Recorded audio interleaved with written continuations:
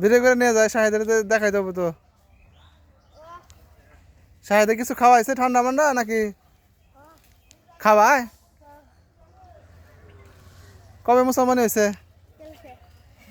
তাহলে আজকে এরকম ঘুরতেছ কেন? ঘাইমা গেছে অনেক, রোদে ঘুরতেছ কেন? হাইটো না বেশি।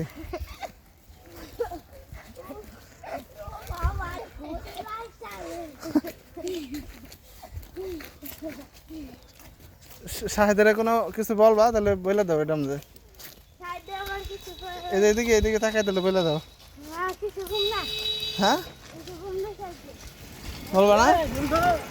হ্যাঁ বলো তো ভালো থাকবে শাহেদ।